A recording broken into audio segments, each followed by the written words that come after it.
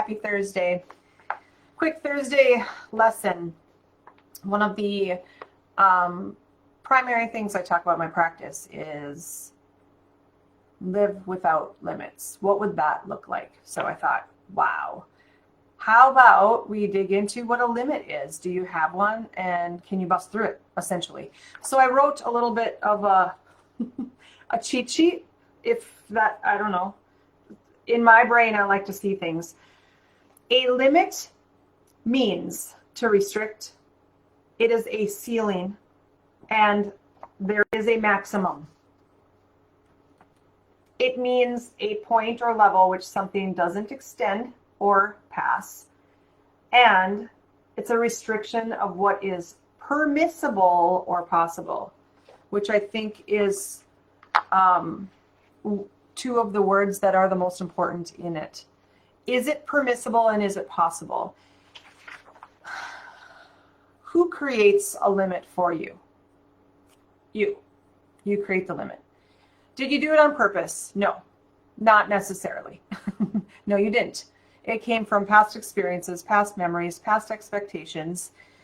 It came from old experiences that created a belief and or a thought of how you thought it was supposed to be. That typically comes from our most important years of framing, the first years of our life, 18 years or so, because that's what we saw, that's what we experienced, that's what we felt.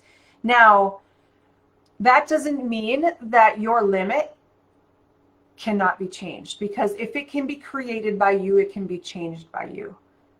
And in order to change it, it's to believe that there isn't a restriction, that there isn't a ceiling, that there isn't a maximum. And for God's sakes, you don't need permission from anyone to achieve it. You do not need anyone to tell you what's possible or what's not possible in order to be it.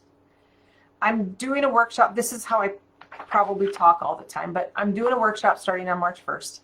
And it's all about, well, it's called Live Without Limits. It's all about this. It's about your mindset. It's about your thoughts, your beliefs, your vision. Like, did somebody tell you at one point that your vision was too big, your dreams were too big, so you just squished it all down and you thought, oh, this is probably the most safest way. This is the way that I will be accepted by others. This is the way that I will take care of everyone else around me.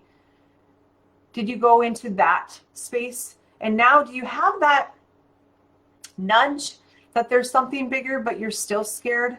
Or have you just totally thrown in the towel and you're like, well, I guess this is just how it has to be? Because my experience, my life is now created.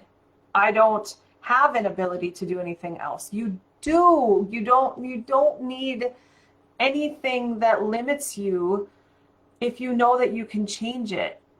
And that's the first thing. So many people will say, well, how do I do that? Well, the first thing is to be aware that you know that you can do it, that it's been created, but you can change it at any moment. You can change how you think, you can change how you act, you can change your thoughts, beliefs, actions, personalities, all of the things that have pushed you into this box that you think you belong in, because you've chosen to stay there. And we make decisions based on avoiding pain or by pleasure. So if you haven't wanted to get out of that box, it's that, number one, it's too painful. What will people say? What will people think? What if I fail? And number two, there's not enough that's good that will come out of that. The pain won't be worth the pleasure. So when people talk about running a marathon, or they talk about climbing Mount Everest, the people that choose not to do that are afraid of the pain. They haven't attached yet to what the pleasure of accomplishing that feat is. That is the key with limits.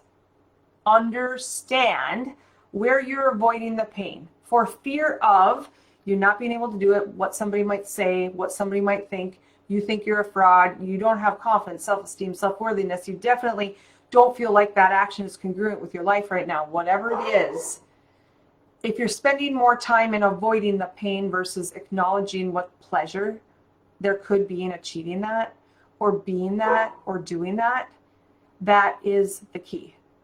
It's bringing more skills into who you are in order to achieve what you want to achieve in your life, because it isn't limited by anyone other than you.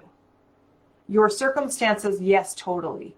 Your environment, yes, totally. Can you change those? Yes. Your thoughts, your beliefs, yes, totally. Can you change them? Yes. Yes, you can change them. So if you would give yourself permission to achieve it, to be it, that's all you need, because the how is in the drama. That's when we get all fuddled up in our brain of like, well, how do we do this? What am I supposed to do next? If you knew the pleasure part, if you knew that why, there's going to be pain, but we don't avoid it. We lean into that, because that's the essence of who you are. You're not meant to live limited in any way, in your health, in your marriage, in your finances, in your social life, anything. What if you didn't have a limit? What would your life look like? And maybe that's a scary question, but I pose scary questions so that you can get massive results, so that you can change the perspective of where that belief came from in the first place, knock it out of the park, and then do the work to get there. My dog thinks I'm telling the truth. They totally agree with me.